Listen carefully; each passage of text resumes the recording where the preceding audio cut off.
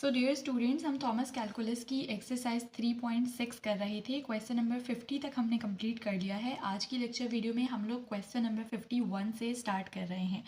अब ये जो क्वेश्चन है आपके पास, आपके सामने फंक्शन लिखा हुआ है, आपके सामने पॉइंट गिवन है। सबसे पहले हमें क्या करना है, हमें ये जो पॉइंट गिवन है इस पॉइंट को इस फंक्शन में पुट करना है और चेक करना है कि क्या हमारे पास दोनों साइड्स इक्वल आ रही हैं। अगर इक्वल आती हैं इसका मतलब ये जो पॉइंट है वो गिवन फंक्शन के ऊपर एग्जिस्ट करता है। सो हम क्या करेंगे, हम यहाँ पर सिंपली अपने पॉइंट को पुट कर देंगे। कैसे कि x की जगह पर -1 और y की जगह पर 0। तो चलिए हम काम करते हैं। 6x की जगह पर आप रख दे -1 का होल स्क्वायर, प्लस 3x की जगह पर -1, y की जगह पर 0, प्लस 2y की जगह पर 0 का स्क्वायर, प्लस 17y की जगह पर 0 -6 इक्वल्स टू 0। ठीक है, अब ज़रा इसको सॉल्व करें तो देखें इसका आंसर आएगा 6, इसका आंसर हो जाएगा 0 क्योंकि यहाँ पर 0 है। सिमिलरली यहाँ पर भी 0, यहाँ पर भी 0 और ये वाला आ जाएगा -6 इक्वल्स टू 0। तो 6 - 6 विल बिकम 0 इक्वल्स टू 0। तो बोथ साइड्स आपके पास इक्वल आ गए।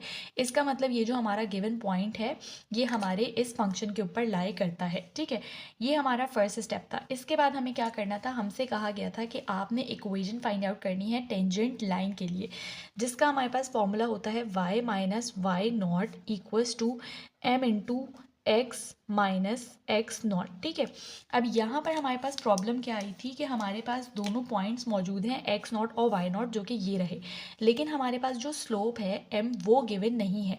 तो स्लोप फाइंड आउट करने के लिए हमने क्या किया था, जो हमारा फंक्शन था उसको with respect to x differentiate किया था और डिफ्रेंशिएट करने के बाद हमने उसके अंदर ये पॉइंट पुट कर दिया था, तो उससे हमारे पास स्लोप की वैल्यू आ गई थी। तो चलिए हम ये वाला काम करते हैं।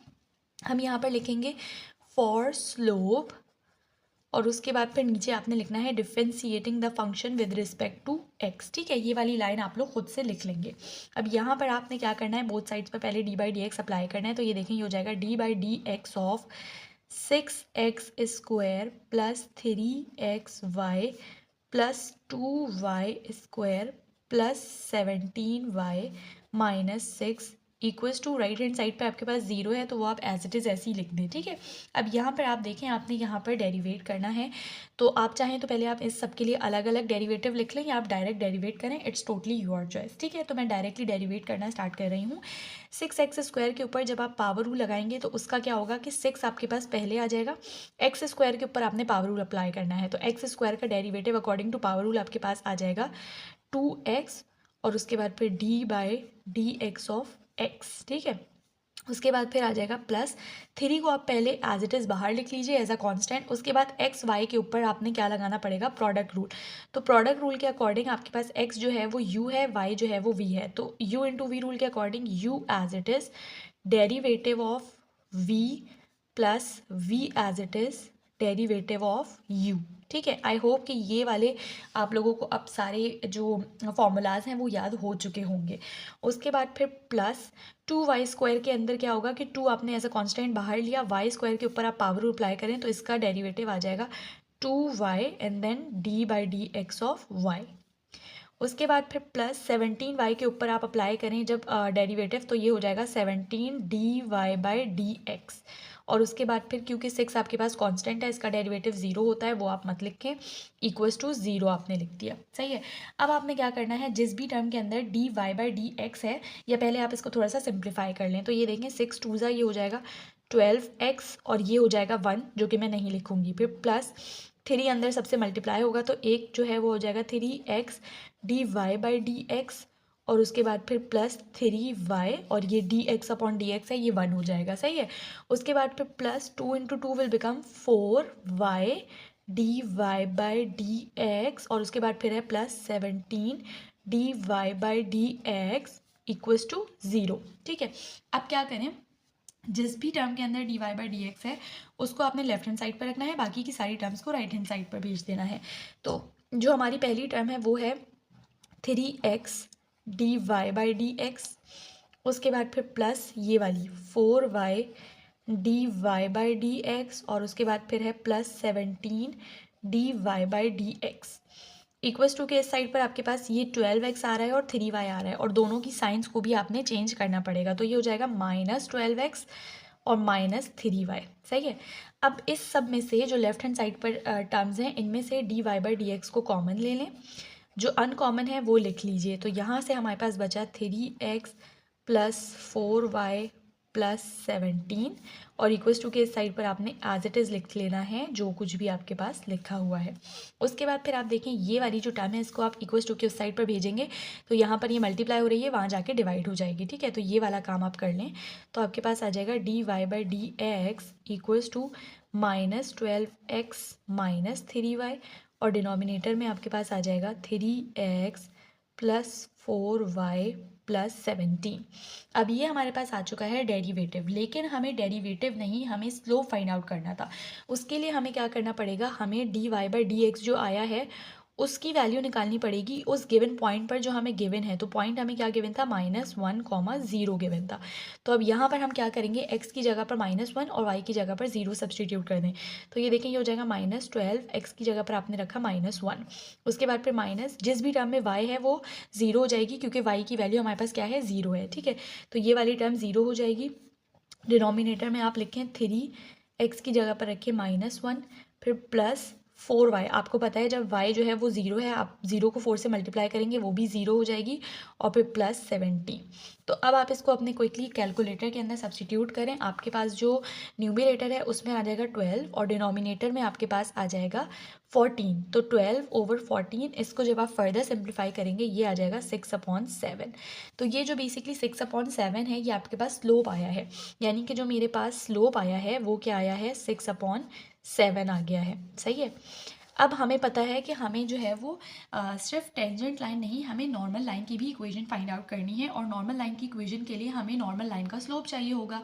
और उसका स्लोप कैसे निकलता है, हमें पता है जो भी टेंजेंट लाइन का स्लोप है उसका इन्वर्स और नेगेटिव जो है वो नॉर्मल लाइन का स्लोप होता है। तो हम लिख सकते हैं, ये सॉरी यहाँ पर कॉमा आएगा, m नॉर्मल यानी नॉर्मल लाइन का जो स्लोप है वो इक्वल है -1/m के। तो यहाँ पर आप लिखें -1 और डिनोमिनेटर में m क्या है आपके पास, 6/7। तो जब आप इसको जो है वो सिंप्लीफाई करेंगे तो आपके पास ये 7 ऊपर चला जाएगा, 6 नीचे रह जाएगा, तो ये हो जाएगा -7/6। इन सिंपल वर्ड्स आप कह सकते हैं कि जो नॉर्मल लाइन का स्लोप है वो इन्वर्स होता है और नेगेटिव होता है जो टेंजेंट का स्लोप होता है उससे। ठीक है, तो ये आपके पास नॉर्मल लाइन का भी स्लोप आ गया -7/6। अब आपने सिंपली इक्वेशन के अंदर वैल्यूज़ को सब्सटीट्यूट करना है। तो चलिए हम पहले टेंजेंट लाइन की इक्वेशन फाइंड आउट कर लेते हैं। हमारे पास इक्वेशन क्या थी, ये मैंने लिखी हुई है, y - y0 = m × x - x0। तो चलिए हम वैल्यू सब्सटीट्यूट करते हैं। y - y0 की वैल्यू आपके पास क्या है, 0 = m क्या आया है आपका 6/7। ये हम टेंजेंट के लिए काम कर रहे हैं। ठीक है, टेंजेंट वाली के लिए हम काम कर रहे हैं।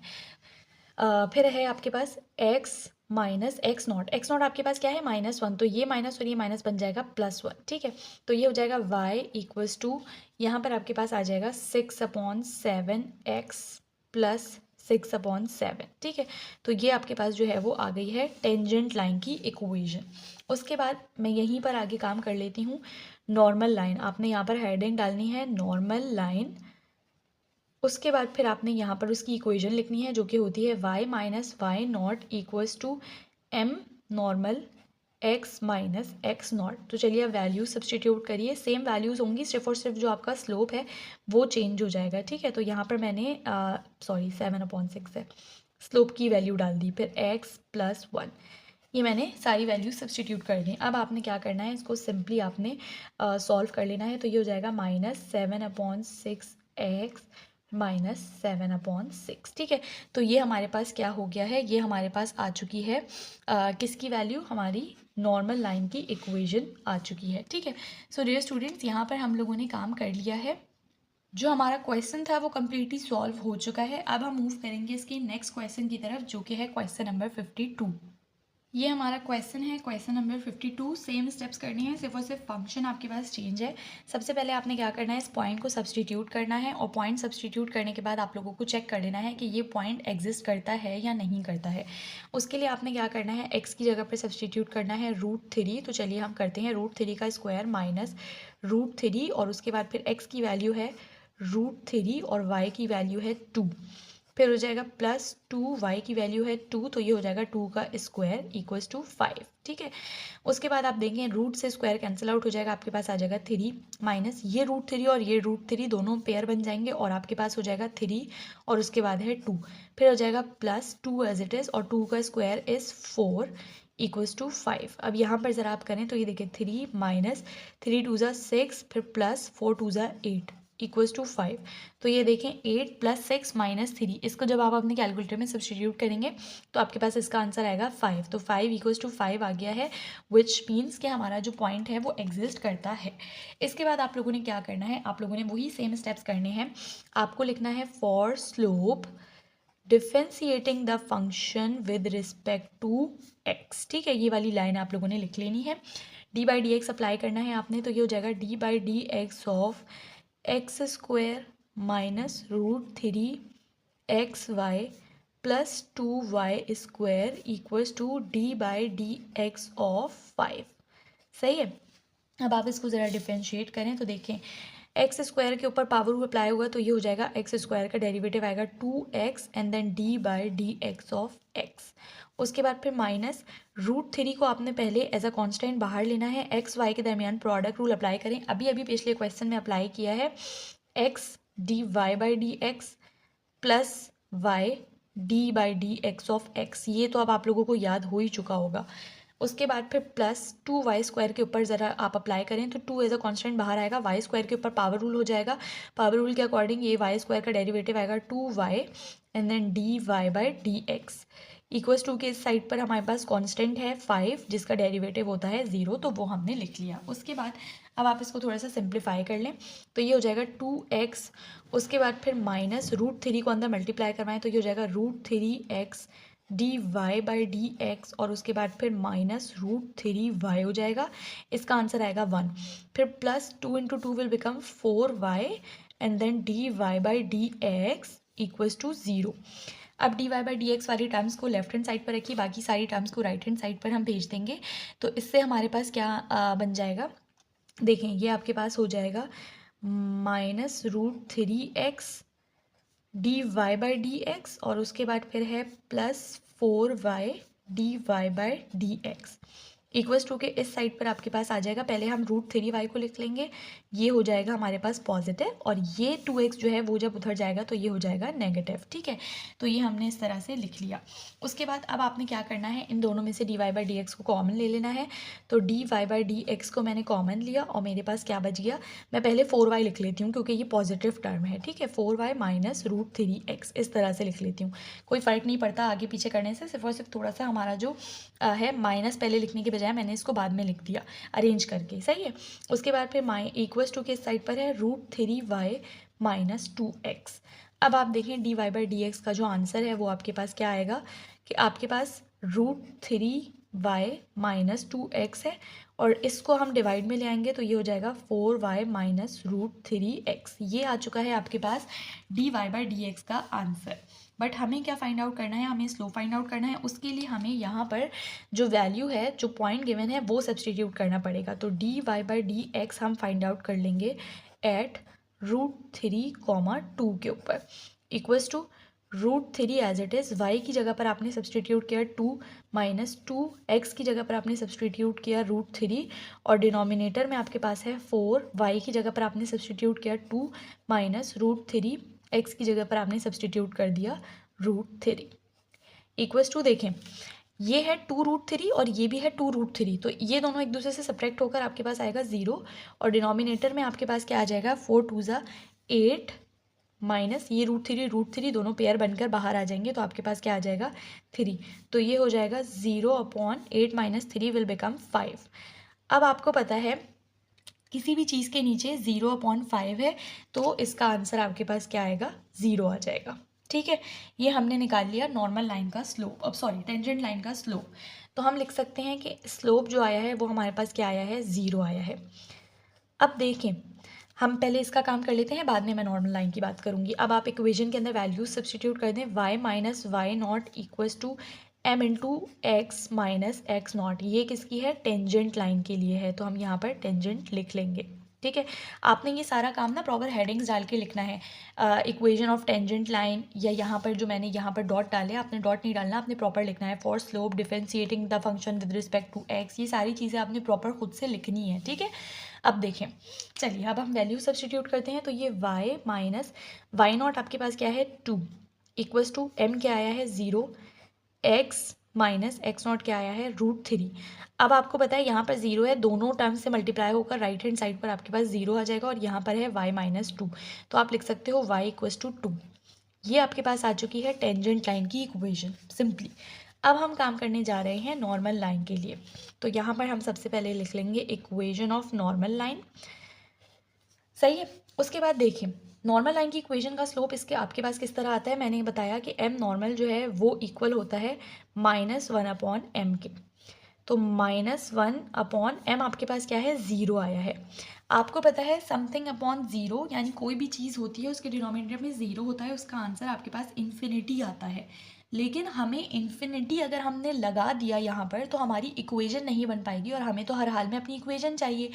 इसके लिए आपने क्या करना है, आपने इसको यहीं पर छोड़ देना है और स्लोप की जगह पर -1/0 सब्सटीट्यूट करना है। तो ये देखें आपकी इक्वेशन है y minus y not equals to mn यानी slope of normal line x minus x not. Value substitute करें, ये हो जाएगा y माइनस 2 इक्वल्स टू -1/0 और फिर x माइनस √3। इस तरह से आपने वैल्यू सब्सटीट्यूट करनी है, सही है। इन्फिनिटी नहीं लिखना है यहाँ पर, इन्फिनिटी अगर लिख दिया तो इक्वेशन नहीं आ पाएगी, जिसकी वजह से आपका क्वेश्चन गलत हो जाएगा, इनकम्प्लीट क्वेश्चन कंसीडर किया जाएगा। अब देखेंगे 0 जब इधर जाकर मल्टीप्लाई होगा तो ये पूरी टर्म 0 हो जाएगी, तो ये हो जाएगा 0 इक्वल्स टू -1 से सबको मल्टीप्लाई करें तो ये हो जाएगा -x, और ये माइनस माइनस विल बिकम +√3। अब आप क्या करें, x को उधर लेकर आ जाएं, तो ये x यहाँ पर नेगेटिव है, उधर जाएगा तो पॉजिटिव हो जाएगा, तो ये हो जाएगा x इक्वल्स टू √3।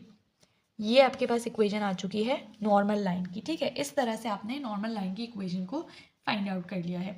सो यहाँ पर जो हमारे दोनों क्वेश्चन थे, क्वेश्चन नंबर 51 और 52, वो कंप्लीट हो चुके हैं। नेक्स्ट लेक्चर वीडियो में हम इसके फर्दर क्वेश्चंस करेंगे। आई होप आप लोगों को लेक्चर वीडियो अच्छी लगी होगी, समझ आई होगी। कोई क्यूरी है तो आप लोग कमेंट सेक्शन में मुझसे पूछ सकते हैं। चैनल को लाजमी सब्सक्राइब करिए, बेल आइकन को प्रेस करिए, वीडियो अपने फ्रेंड्स के साथ भी शेयर करिए।